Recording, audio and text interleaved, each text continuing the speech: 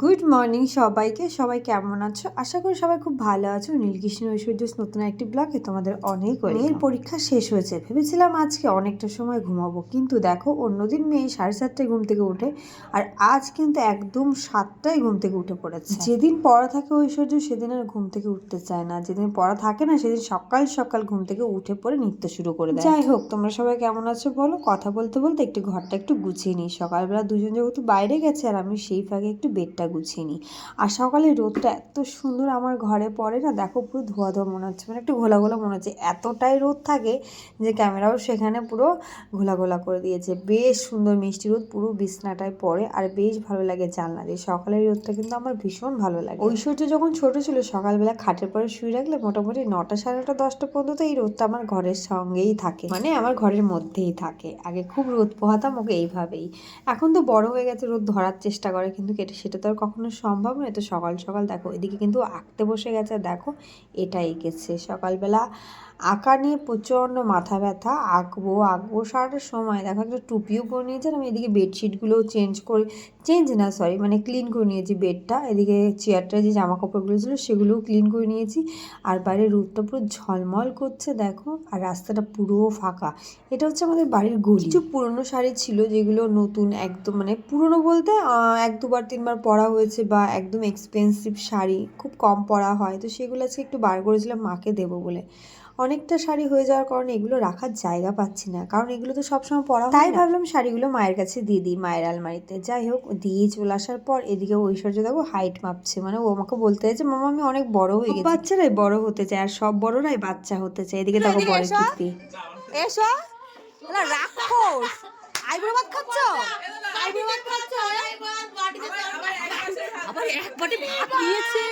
আমার 4-5 বেলার ভাত নিয়ে চলে এসেছে।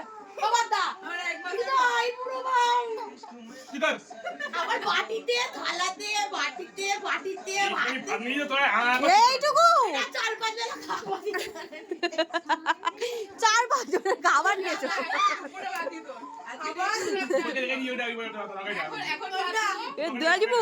এখন খেয়ে এই 2 থালা ভাত সিঙ্গারা। ও সকালবেলা হিসাব দিয়েছে 150 গ্রাম চালের, এখন 50 হয়ে যাচ্ছে, দুপুরবেলা 100 খাবে। না দুপুরবেলা আরো বেশি। এটা 50 গ্রাম, এটা 50 গ্রাম। মটনটা তোমার মেয়ে এইটুকু ভাত উদ্ধার করতে পারছে না। লজ্জাও করে না, বাপকা বেটি না তুই। এই দাদু বাবা এত খাই দাদু।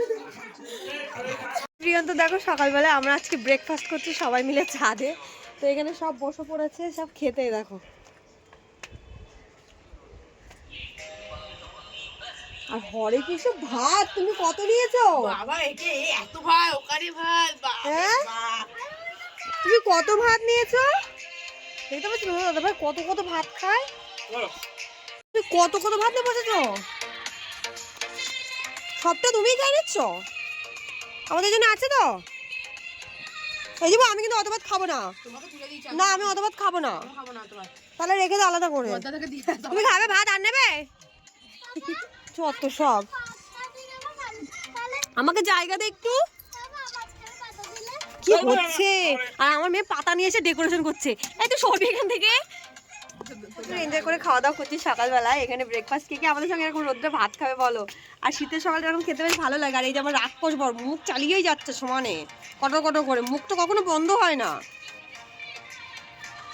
ঢুকিয়ে যাচ্ছে ঠুসের মতো। বয়স হচ্ছে যত খাওয়া বাড়ছে। কি বলেছিস? যত বয়স হচ্ছে তত কত দাদা খাওয়া বাড়ছে। আমার মানু দেখো কি করছে। মামাম সোনা বাবা। তো জোরদার আমরা খাওয়া দাওয়া করছি। সিঙ্গারা নিয়ে এসেছি, খাসির মাংস নিয়ে এসেছি, পেঁয়াজ নিয়ে এসেছি, রুটি নিয়ে এসেছি, আর গরম গরম ভাত নিয়ে এসেছি। সব নিয়ে এসে একবার জাম্পেস করে খাবো সব এখন। হ্যাঁ এরকম শীতের সকালে খেতে এরকম ভালোবাসো বলো, কমেন্ট করে অবশ্যই জানাবে। এরকম পিকনিক টাইপের। আর তার সঙ্গে মিউজিক তো চলছে। বাবা কপাল পড়ে যাচ্ছে এবার আমার। কি গো? ও মাছ দেখছে আর খাচ্ছে। ও মাছের লোক, মাছ বাঙালি। তুমি যাও তো, তুমি বাটি খাও। ভাত শেষ করতে গেলে মোটে বন্ধ করে বাটি ভাতটা শেষ করবে, তোমার ভাতটা শেষ করবে। না না আমি এইটা দিলে মা বল ভাত ঠিকঠাক আছে নিয়ে খাবি তুই? আমাকে খাবো। আরো ভাত দিচ্ছিল মা, আমি বললাম না নেবো না।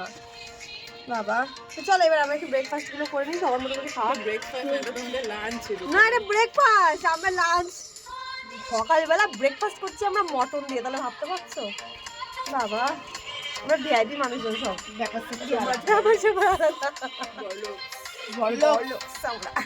সকালে ব্রেকফাস্টে আমরা মটন খাই ঠিক আছে তুমি কি খাও বলো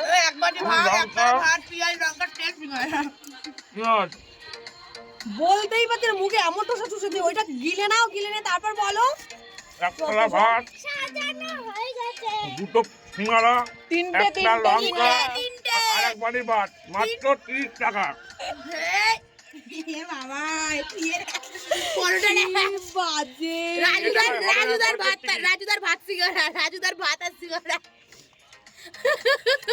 এটাতেই স্বর্গের টিকিট হবে তোর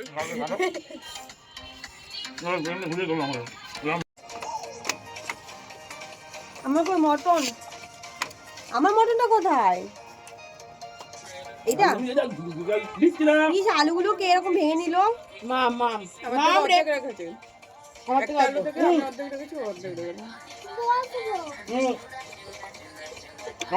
আমি নুন দেখ মেয়েটা যে আরো একজন পিকনিকে আর ভেস্তে দিচ্ছে একেবারে পিকনিকটা পিকনিকই হচ্ছে সত্যি কথা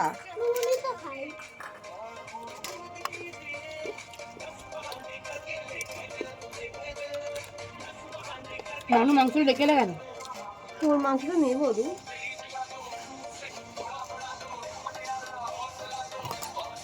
রামটিটা খোলতো আমার তো দেখো আমরা কি সব করছি সব এর মধ্যে ঢোকা ঢোকা খোল এসব করছি এর চুল খেতে চুল কাটছি একটু পরে এখানটা হ্যাঁ যে আগে ডিমটা ছিল এখানে হ্যাঁ তুই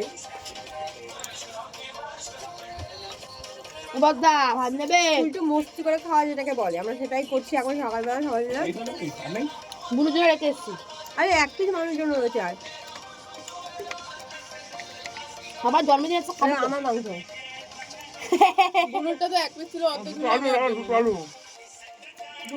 এত চোখ কেন কি জানি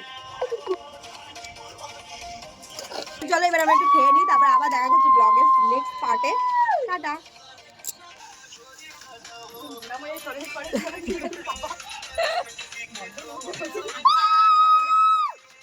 তুই কি করছিস ভাবি পিকনিক তো সত্যি ইস কি করছি ওটা এটা কি করছিস মা মুখ বলে তখন কি করবি দুটো ছোটখাটো হাতি আমাদের বাড়ি ভাই বোনদেরকে নিয়ে আমার জীবন যেটা বলেছিস তুই ঠিক বলেছিস এটা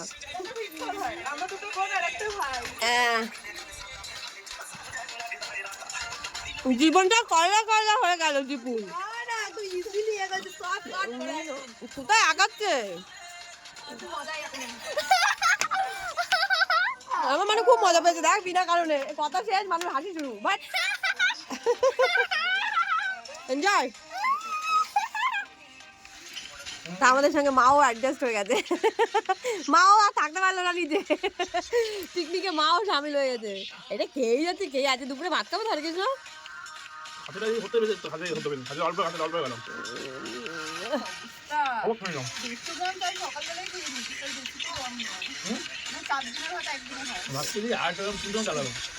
তিনশো গ্রাম চালের ভাত খেয়েছে দুদিন লাগবে না বাবুর মতো মোটা হতে ভুঁড়িটা বাঁধতে দাঁড়াও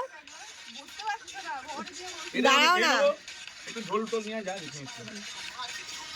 রাখু লকডাউনে কি ছিল মা রাক্ষস ও রাক্ষস লকডাউন ছিল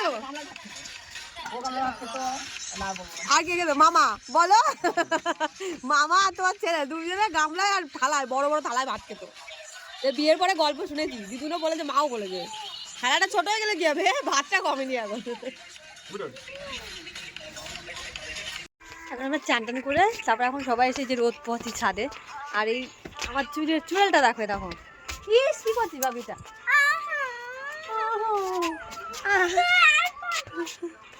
তো সকালবেলা তো খাওয়া দাওয়া আমরা অনেকটা করেছিলাম। আর এইভাবে তোমরা কে কে মজা করো, এইভাবে কে কে আমাদের মতো শীতের সকালে রোদটা পাও, মানে শীতকালে চান করে সে ছাদে আসার মজাটাই ভীষণ আলাদা। আর কত জামা কাপড় মেলে দিয়েছি, সেগুলো বুবু করছে।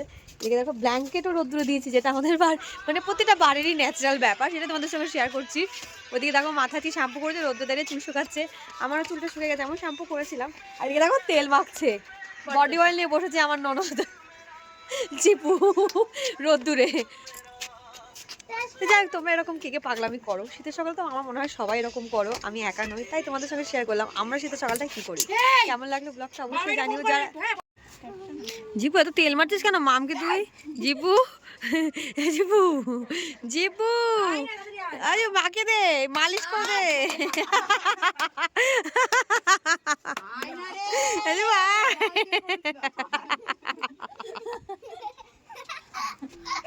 কি হচ্ছে এটা, কি হচ্ছে এটা? ভালো করে ভালো করে